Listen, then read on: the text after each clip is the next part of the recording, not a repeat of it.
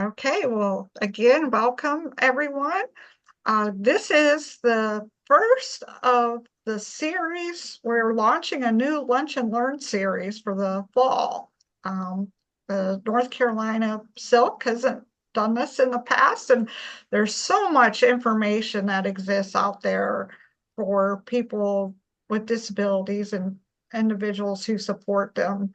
And we are trying to help get some of the information out that we think is often not easily available or accessible or people might know about, or it's a topic very important that we really want people to know about. For example, in September, our Lunch and Learn is going to be about voting, which is very, very important year to vote. Every year is important, and it's just as important to vote locally as it is for when there's presidential elections. And then in October, in celebration of Disability Employment Awareness Month, we're going to have some folks from NC Able join us. So, but this is our first Lunch and Learn. So, Dhaval and Natalie, thank you so much for being here with us today to talk about the Lotus Ring. If you could please do your introductions, and I'm going to just turn it over to the two of you. Sure. Awesome. I can go Natalie, do you first want to go first? and Yeah, and then I'll introduce you. sure, Hi sure. everyone, I'm Natalie. I'm head of accessibility and operations at Lotus. I'm a white woman in my 30s with short brown hair. I am also disabled. I am legally blind and hard of hearing. And I'm in Toronto, Canada right now. Mhm. I'll pass it over to you, Devil. Yeah. Hey everyone, my name's Dhaval. I am a brown guy with currently wearing a blue checkered shirt with gray curtains in the back. Middle-aged guy, currently in China, actually, just to set up Lotus manufacturing, but usually in California, uh, where I used to work for Apple, and so that's why I'm in the Bay Area in Silicon Valley. Happy to share more about Lotus. Gloria, Monique, should we just get started? Yes, please do. Okay, great. Yep. So I'm going to keep it fairly casual, where maybe I'll spend 2 minutes sort of giving a quick overview of how Lotus got started and my own story, and then we can jump right in, show you how the technology works, and then we can sort of just have a conversation. Folks can just ask questions about anything that they can think of, if that sounds good. Yes, it does. Okay, so thanks, Monique and Gloria. It's good seeing you guys again. For the rest of y'all, we met at Nickel, like Gloria was just saying in July. So the story of Lotus really starts with me. I was born with twisted knees, and me and my brother both. And over the years, I've been on and off crutches a lot. One night a few years ago, I got into bed having left the lights on accidentally, but I was too tired to get out of bed, hop onto my crutches, hobble 10 feet, turn off the light, and vice versa. So I just slept with the lights on the entire night and woke up in the morning thinking, well, if someone like me, I'm an electrical engineer, I used to manage a division at Apple. I have worked at the company that makes wall switches at Lutron. I have a bunch of patents. If someone like me doesn't even have smart home technology in their own home, who does?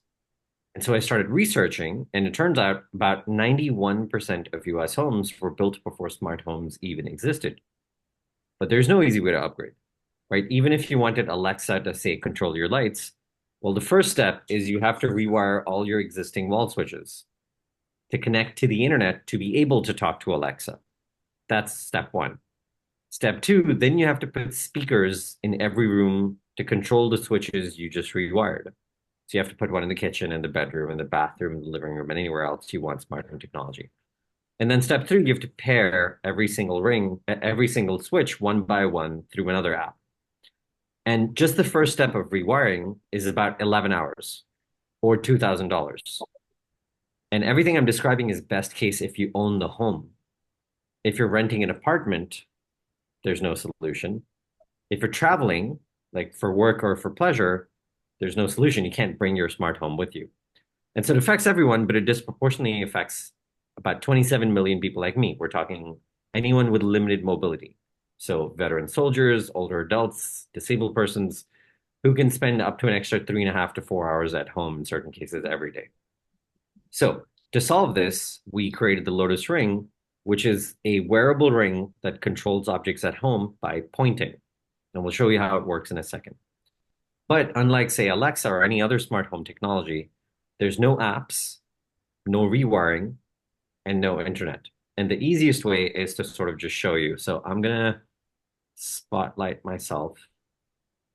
So the way it works, step one, there's the Lotus Ring. You just put it on. There's a single button. I'm pointing this single button to the camera. There's only one button on the ring. And when I press it, certain things happen, which I'll explain in a second. But the important part is all you do is put on the ring. That eliminates the need to have a smart speaker in every room of the house because the ring stays on you and goes with you wherever you go. So you don't need smart speakers everywhere. So that's step one. Step two, for any existing wall, so in my hand, I'm currently holding a regular wall switch, and we've attached a little bulb just to pretend that those are the lights in your ceiling or say your fan or anything else that the wall switch controls, like an AC. It doesn't really matter. For any existing wall switch, and this works for all types of wall switches, I'm just showing one, you can attach the Lotus switch cover and it snaps on using magnets. So I'll show it again. You just bring the Lotus switch near the wall switch and it just snaps on using magnets. So that's step two, which is there is no rewiring. You snap the switches on onto existing wall switches. Now, you can also sort of use the wall switch regularly, you or anyone else at home, by just pushing on the switch like you would anyway. So you still have manual control. Or step three, you can just point and click. And so using infrared eliminates the need for any apps or smartphones or internet. So all you do is point and click. That's it. Or you can manually use it. So step one, put on the ring. Step two, snap on the Lotus switch cover. And step three, point and click. And this is also true for the other type of wall switch, which is the toggle. You can see that all it's doing is it's physically moving the wall switch. So you can snap it on and you can use the Lotus Ring, and that's that. And that's it. Essentially, you can convert any space into an accessible space in seconds. So there's the social model of disability. And you can take it with you wherever you go. And so with this, as of today, we can control anything that a wall switch controls, which is obviously lights, but also fans, also appliances like a window AC. In addition to anything that a wall switch controls, because we're using infrared, we can also control televisions. So if I double click, you can actually turn on and off televisions as well.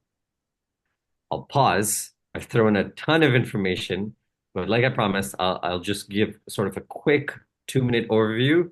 And I figured it's just easier if we just sort of have a conversation and people can ask questions. Great. So that is so exciting. We're going to open it up for questions. Does anybody have any questions? Hello, my name's Corey McKittrick. I'm the executive director of the Alliance for Disability Advocates in North Carolina.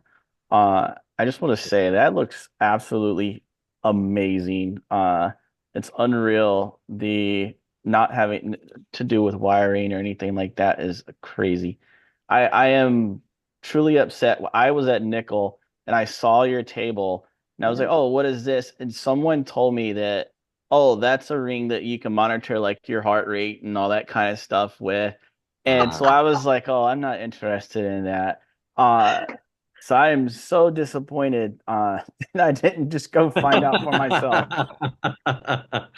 Yeah, it's quite common. Sorry, go ahead. Oh, it just looks incredible. This is so incredible. Like, You're too kind. It's a common thing that comes up because now there are a ton of, I'll call them quote smart health rings. Everything from Aura to Samsung. Yeah, they're basically all different versions of, say, the Apple Watch or Fitbit. So yeah, it's quite a common thing that happens where people assume that that's the case. But yeah, I mean, the next time we see you, you're welcome to try one, so you can try it on for yourself. But thank you, Corey. Appreciate the kind words. I do have a question. My name is Sarah. I work at the Assistive Technology program here in North Carolina. Um, First, what is the range? So, like, how far do you have to be from the device? Yeah, so you can be as close as you want. In terms of how far, we guarantee up to 30 feet. In fact, in our testing, we see actually we're just doing this today. In our testing, we see up to 38 feet, but we guarantee 30 feet minimum. So even if you're 30 feet away, it'll still continue to work. But like I said, in our testing, we've seen it work up to 38 feet. So not just a room, even a small, like a large hall, diagonally, it will still continue to work. Okay. All right. And also, you mentioned it can turn on the TV, which is like a huge thing I see with clients that I work with. They're trying to get that TV on and then they can't get to it. Is that like a separate adapter that goes somewhere on the TV for it to work Nope. or? Actually, the thing is, it's a great question. So for the TV, you don't even need this second half because we're already using infrared, and all TVs already come equipped with infrared. And so we can just natively control TV. You don't even need this. Wow. Okay. Just to sort of set expectations, our Gen 1 product can only do on and off. Hmm. In Gen 2, we can actually do left, right is change channel, and front and back is increase, decrease volume. And so part of the reason to do that is that way you can also dim lights. You could also dim things like, change settings for a fan. It doesn't have to just be on or off. And so that's the idea. And so we're going to keep it so that it's just on off, left and right can be something, and front and back can be increase, decrease, whatever it is. So in the case of a TV, it's volume. For lights, it would be lights, etc. Okay. And how does the device charge and like kind of what's the life on the Great battery? question. Great question. I feel like Sarah's a plant. Sarah, it's a great question. So, the ring actually comes with a charger, and so you just drop it on, and it snaps on using magnets, and then it charges. And so the nice thing about the ring is, unlike actually Corey was just talking about this, unlike say the Apple Watch that you have to charge every day, or an Aura ring, or any of the other rings that you have to charge every 3 days, you only need to charge the ring once in 90 days. 90. The ring and the switch cover. And the reason is it's only taking power for 50 milliseconds that you push the button. Just for that snap second, it's taking power. The rest of the time, it's not taking power to stay connected to the internet or anything, right? Because it's completely offline. So the nice benefit of that is it's sort of like your TV remote. When was the last time you remember even having changed the batteries? So it's very similar. Okay. I have I'll a let somebody question. else. Thank you, Sarah. Again, Please keep your questions coming. okay. I'm Rita Connolly. I had said earlier, I'm a coda. I am opening my new mobile OT business and focusing on independent living, aging in place, that sort of thing. And I have SB, spina bifida. Dhaval, I sympathize with what you were saying about getting into bed. Oh my God, I've done this so many times. So I have a weird question.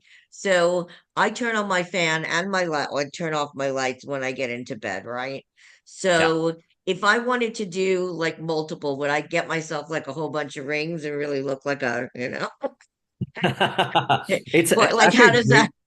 great yeah, it's a great question. So the way I'll choose to answer this is there is no pairing.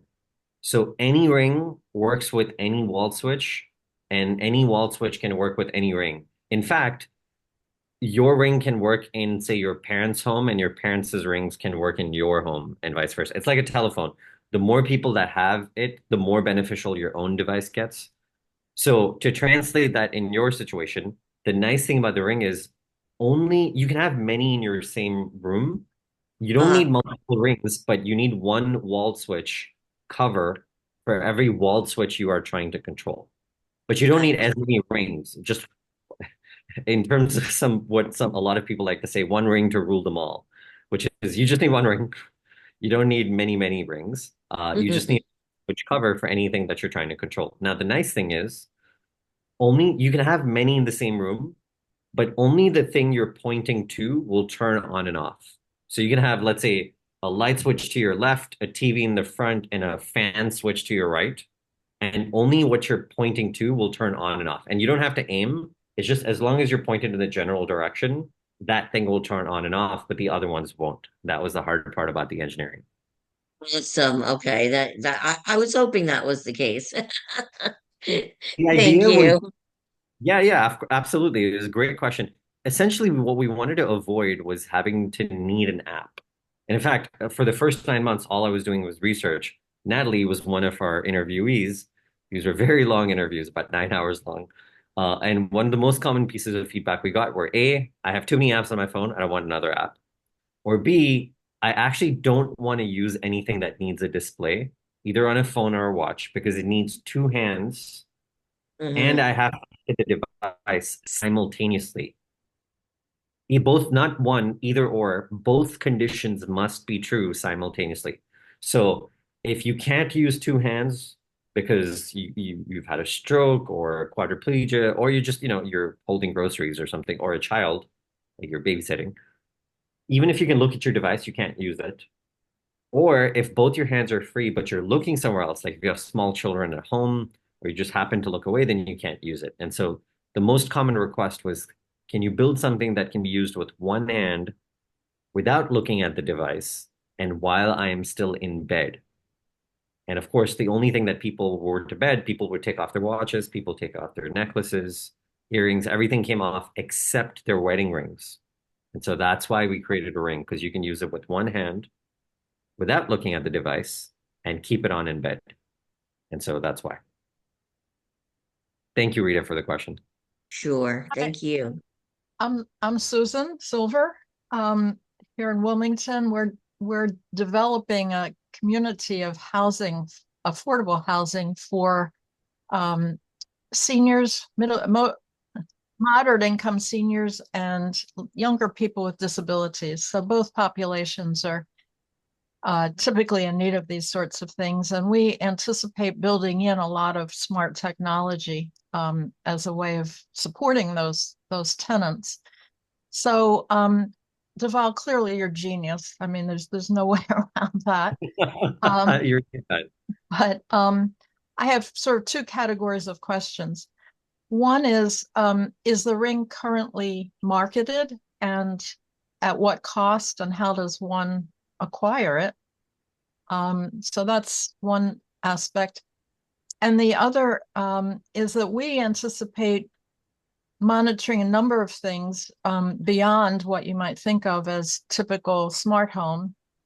So, for example, there are devices that, unless you can do better, we would expect to implement, like emergency stove and water shut off and Yeah. small fall detection and those kinds of things that go several steps beyond um, lights and that sort of thing. So I'm just betting that you're seeing well beyond lights. So I just was interested on the marketing and cost side, and also on the future development side, what we could expect and when. Great question. You're all plants. I'm convinced. I'll talk about the roadmap in a second. So yeah, at the moment we can control whatever the wall switch controls. So it's lights, but also fans, also appliances. Like I said, AC is the most common example in rental apartments, uh, and TVs. So that's everything we can control as of this moment, like immediately right now. In terms of how you can acquire the device, so the part of the reason I'm here in China is I'm currently setting up our manufacturing, which will then later transition to Mexico, but for the timing, it's here. And so we're actually launching roughly a month from now. So we can actually you can go to the website now. So the website is getlotus.com.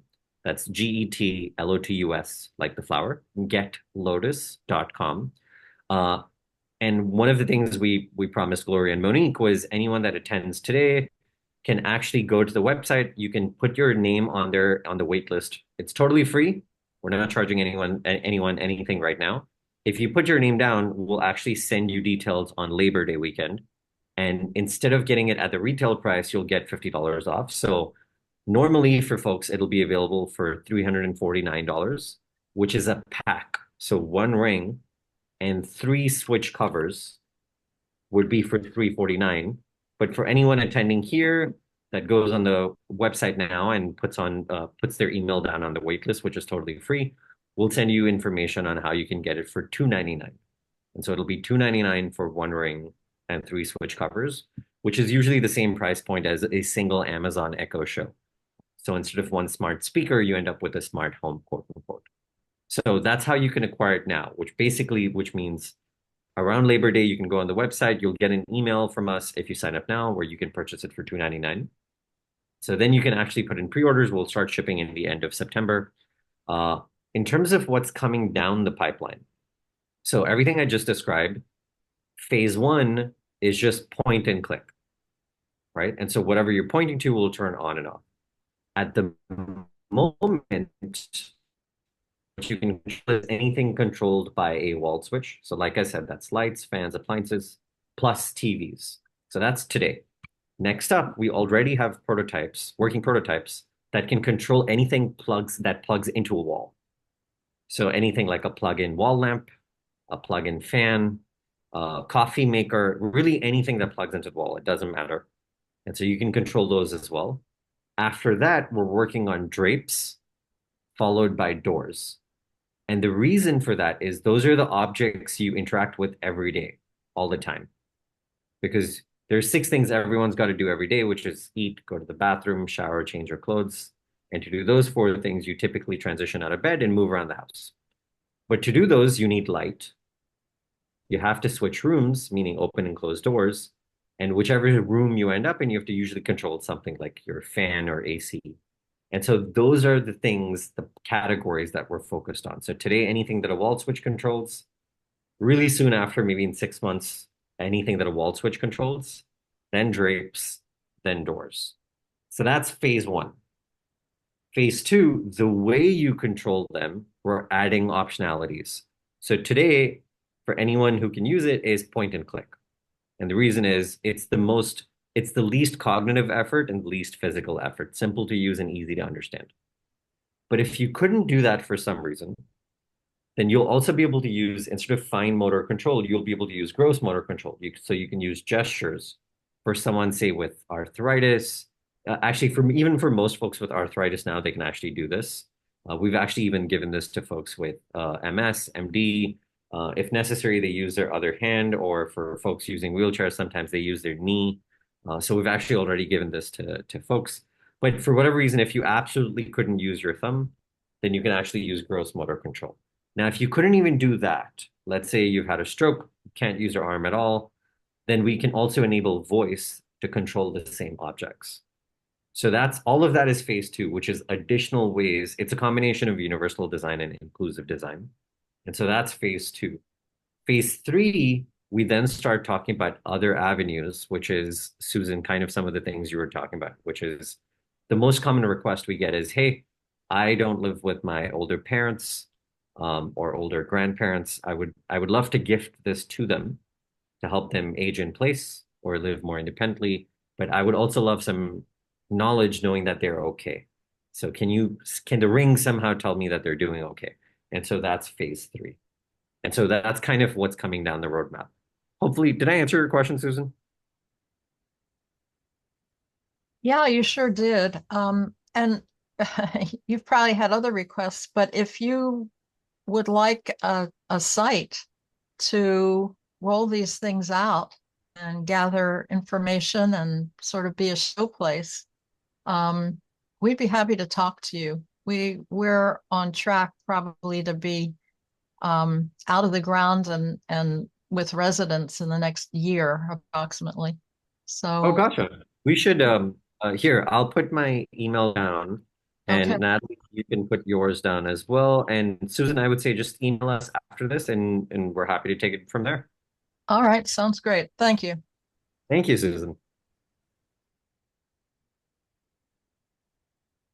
Other questions?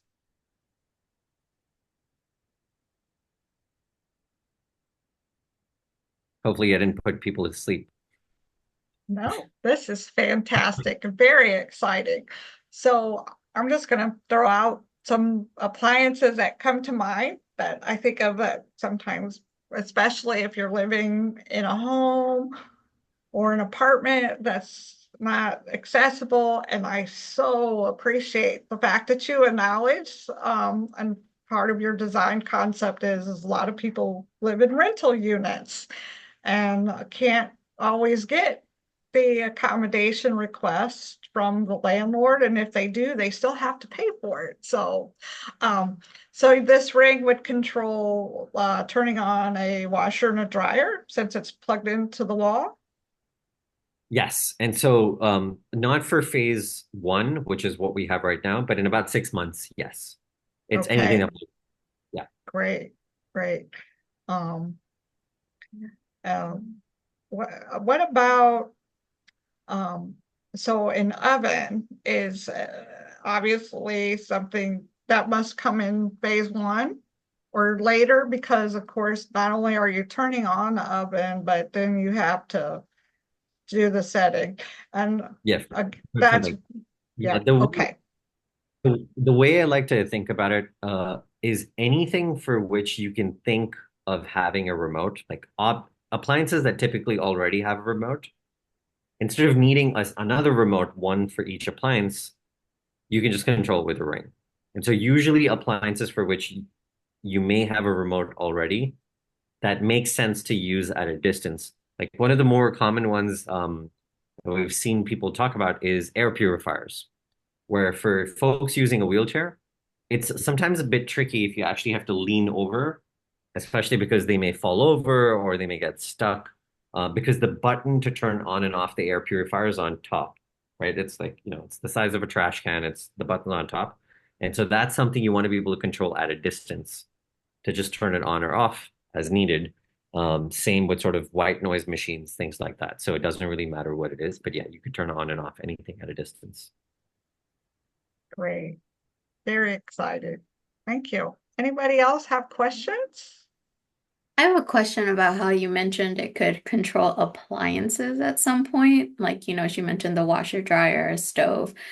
How would that work? I guess because like the actual appliance would be blocking, the like Oh, great question. Sarah, you should have to join Lotus at this point. An engineer. So it's actually a great question. So for kind of the second set of products, which is anything that plugs into a wall, we actually have the sensor is not attached to the socket. So you plug something into the wall, but we have a flexible sensor that you can just place on top. So we've provided some of these we constantly give this out to people because we believe in human-centered design. So we usually make prototypes, give them to people to give us feedback and so on. And so one of the pieces of feedback we got early on was, hey, the socket is behind something, usually like a couch or a table, and low to the floor. Mhm. Can you make it so that the sensor is not there? It's somewhere else that's more accessible. And so that's actually how it works. So the socket plugs into the wall, wherever you plug into the wall, but there's a flexible piece that you can actually clip on or stick on anything. I sort of don't have it on me, otherwise I would just show you. But that can go anywhere. And so that sensor can be placed on top. So the situation I'm thinking about right now is we had a lady who has limited mobility, has an aquarium that has a light. And the aquarium, it's actually not the light she's controlling, it's the whole aquarium. It's like a light and a fountain and a whole bunch of other stuff. And you have to turn it off every night and you have to turn it back on every morning. But the problem is all of the switches were behind this couch and this table. So it's very, very inaccessible and painful for her. She has two little daughters. And so she actually kept the sensor right next to the aquarium, even though the aquarium actually plugs in behind the couch into the wall. And so you could actually then turn on and off this aquarium completely remotely on her way to bed every night. And as soon as she woke up in the morning, she would turn it back on. So she didn't have to lean over the couch or this table and sort of bend down. So 100% to your question, the sensor and the socket are not in the same place. You can put the sensor anywhere. Interesting. So, like, I'm thinking usually in a laundry room, or even a kitchen, you have appliances like next to each other. Yeah. So, would you have to be more precise in where you're aiming in order to Good get it to question. just activate one?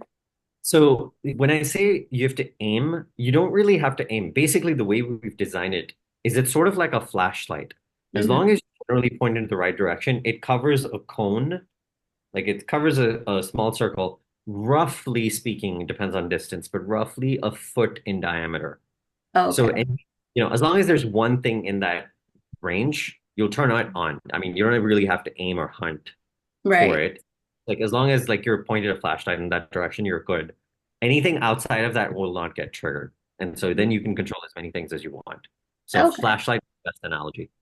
All right. So just to like have that in mind as you're like setting it up to kind of set those apart. Correct. Okay. Correct. Um, Another question. So I hope this is okay for me to share up here, but we have an expo that we do every single year. So I work out of the Greenville office, which is on the eastern part of North Carolina, but we cover the entire state. So across the state, we have 9 centers. And in each of these centers, we have demo rooms where we basically show a lot of AT to people that come in, professionals, users of AT, really anybody. But one of the things that we do every year is our expo. So there's about 40 vendors. And last year we had around, I want to say like 350 to 400 people at our expo, where we basically try to bring in the latest and greatest tech. Like, would that be something that you guys could come to? Or, I know it's in October, so I'm not sure, how far out your schedule. It's funny, Gloria and Monique, we were just talking about that before everyone joined, which is all the other kind of conferences and expos that we come to. Yeah, Sarah, if you share your email, and maybe email if you just message Natalie and myself right now, or just share it in chat, Okay. we reach out and we can sort of help figure out coordination. We're still figuring out our schedule, but in general, we would love to. In fact, to be completely honest and vulnerable, we're a fairly early stage company. We're still trying to get the word out. Like Corey was saying, it's quite common that people assume that it's one of the health rings, and there's a ton of them out there now. And so one of the things, because we're so early, we basically can't afford advertising. And so yeah, we're more than happy to kind of come to expos, especially for AT, to come and share sort of what this new tech is and what it can do. So yeah, more than happy to talk further about it. Okay, cool. I'll put my email in the chat and then we can connect and I can connect you with the person who's coordinating that. So that'd be great. Absolutely. Thanks, Sarah. Yeah. We promise Sarah is not a paid representative. She's been asking a ton of questions that are very relevant. Thanks, Sarah. This is Monique. I don't have a question, but I do have a comment because I did get to demo it at the Nickel conference. And with me being a quadriplegic, I can see my hands, but very floppy fingers. I have no dexterity. I was able to aim and point at the lamp at the expo. I mean at the conference and push the button. I just use one hand and just kind of if I press it against my chest, it worked. So I'm excited. I need it in my house now. This makes me very, very happy. Natalie knows this. I have a fair bit of imposter syndrome.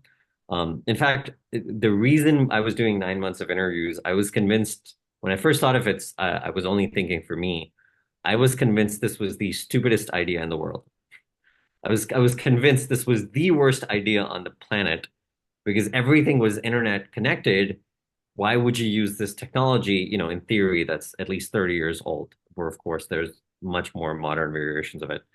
And so I was convinced it was a terrible, terrible idea. So I have a fair bit of imposter syndrome. So thank you, Monique. I appreciate the kind words. Oh, it's genius. You're very kind. Yeah. This is Gloria. I agree. I think it's just going to be a game changer for a lot of people. Um, and it's simple too. Um, One of the questions I just thought of, because I'm thinking about things within my own home. Um, so back to the idea about uh, where you might be using an extension cord that's plugged into your wall and is operating multiple things. Will it work with that too? Like, So there's nothing stopping it from doing that. You just have to figure out how to use it. So if if say 5 devices were plugged into an extension cord and the extension cord was plugged into, say, a Lotus plug, you would be turning on all 5 things on and all 5 things off. If that works for you, you're welcome to use it. If you're trying to control just one, then maybe you'd have to figure out a different configuration. It would still work. You just have to figure out a different configuration to do so. There's nothing that would limit it for that matter. It'll work. But it depends on your use case. okay, great. I hope you don't mind. Sarah, there was a question in the chat about if you could tell people a little bit more information about the expo coming up in October. And just so anybody on this call is aware, we will be including information about the expo in our next newsletter. But Sarah, please take this time to explain what the expo is. Oh yeah, absolutely. I actually saw that and I was putting the event page in the chat, but we do this expo every year, usually the first week in October. This year it's October 3rd, which I think, yeah, October 3rd. It's a Thursday. It's all day. I think it's from like 9 to 4 or something, but I'll put the flyer in here. And it's free for the audience participants to come to. We do giveaways. We have presentations lined up throughout the day.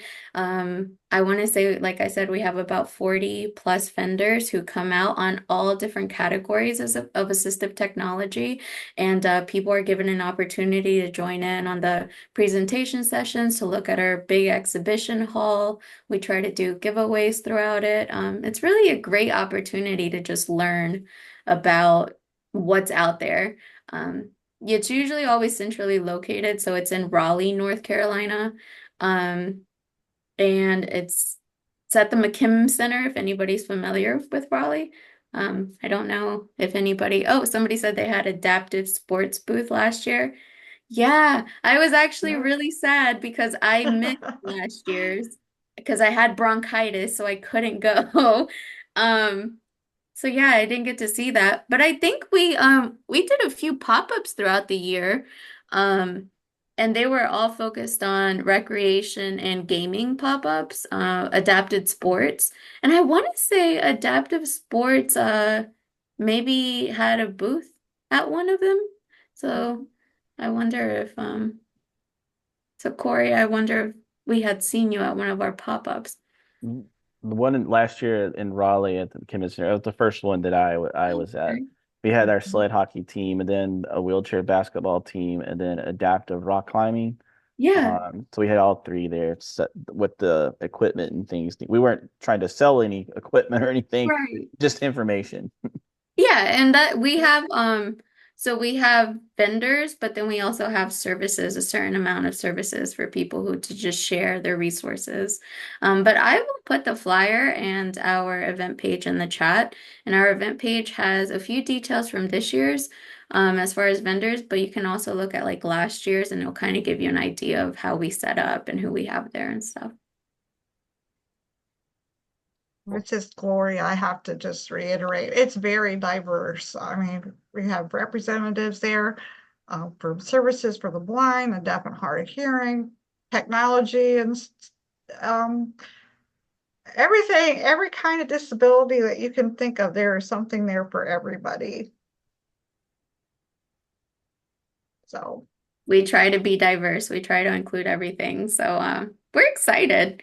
We're excited. This is going to be a fun one. I think we're going to have like an Apple lab. So Apple will be there and they'll have like a specific lab. So to kind of like a demo room for people to go in and play with stuff. So that I think that's new because I don't think we had that last year. okay, well, Right, what Corey put in the chat, because I believe this will end up helping people all over the world. I agree. Like in a major way. Thank you, Corey. Oh yeah, Well, I mean, as Monique probably knows, there are SCI groups at least for me, that I'm on Facebook and they're from all over the world. I mean, it does have the potential, like she said, to just be everywhere. You know, it's going to be great, Dhaval. Yeah. Uh, thank you. Oh, you Well, guys are so sweet. well, we are so excited that we had the opportunity to have you come and share this amazing technology with us today. And we cannot wait to spread the word. Um, we will be making this recording available to all of the people who attended today. And feel free to share it. But are there any other questions before we let Natalie and Dhaval go back to work or to sleep?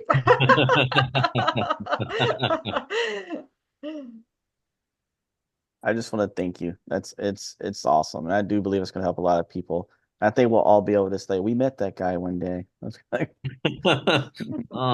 Oh, you just made Yeah. you just made my month. Yeah, Thank you. I You guys are agree, so Corey. kind. Yeah, and you know what, and I'll go through my mind is so much of the technology that becomes available that's designed to help people with disabilities in mind specifically really helps all people. You And beat me to the punch. I was gonna say before we end, maybe I'll just share a little bit of our mission. Our mission statement is we build tech that anybody can use by optimizing for disability first. And because exactly, Gloria, to your point, by solving for disability, you solve for everybody. And so our thesis is we build tech that anyone can use by optimizing for disability first. So you don't have to be disabled in order to benefit, but if you are, it benefits you even more, and it helps everybody in the process. So why not? So everyone from permanent disability to temporary to situational, whether it's temporary for pregnancy or situational because you're in a meeting like a Zoom call, or it's yeah, just cold where you're at. So yeah, yeah. that's kind of our mission. Well, it was a real honor to have you here with us today, and I'm glad that you were kicking off our series. What a great way to start. It's an honor So and a thank privilege to you. be here. Thank you. Thank you so much. Natalie, anything you want to share or add? No, this has been incredible. Thank you all for having us. Gloria, I can send you a bunch of resources and information sheets as well, if you don't mind sending those out to the group. Yes, Yeah, please and then do. that way, when you tell people about it, they won't think we're just another Aura ring. You can send them the material and they'll know. Yes, that might be your biggest challenge, that somebody will just dismiss it as one of those aura rings. Well, Corey, the next time we see you, you have to try one. Yes. absolutely, absolutely. Well, it's an honor Okay. and a privilege to have been here. Thank you. Well, thank Yeah. you. And thanks for everyone who joined the call today. And we hope you'll come back for our September or October sessions. And, always check our website or sign up to follow us on our newsletter or social media. We'd love to be more involved and share not only great information like you heard today, but some resources and information that's available to you locally through the Centers for Independent Living in your local region. So have a wonderful day, everybody. Thanks, everyone. Wonderful to see you guys. Take Bye. care. Bye-bye. Bye. Bye. Bye.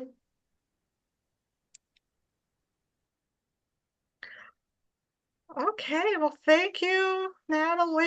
I Natalie. think that was a huge hit. Yeah, let me know if there's anything else you need. Is that okay, Gloria, if I just send you sort of our Yes, just shared? absolutely. Okay. Yeah, Okay. Thank you we again. have we were actually talking about this earlier at 11 o'clock, 10 o'clock. We are getting ready to do our next newsletter. And it's going to go out the first week of September. And we plan to include the link to the recording in the newsletter, so it'll go out to a lot of people.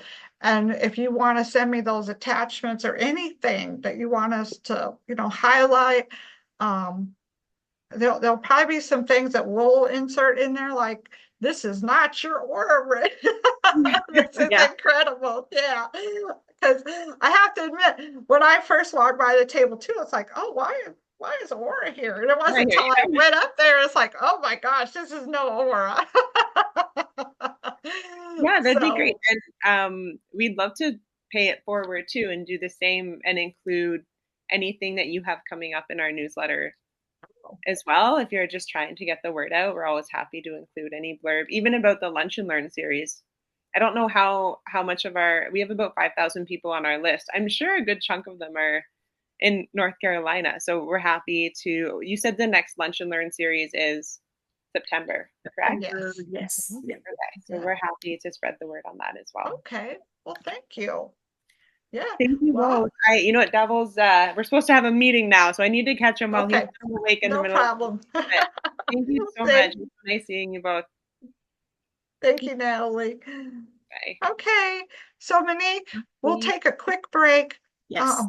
And then I'll jump back on. You want to do Zoom or just a phone call? We can do Zoom. That's Okay. fine. All Yep. right. Well, Now I'll see you I have a back. link now. All right. Well, I'll see you back at 2. Perfect. All right. Thanks. Thanks. Bye-bye. Bye.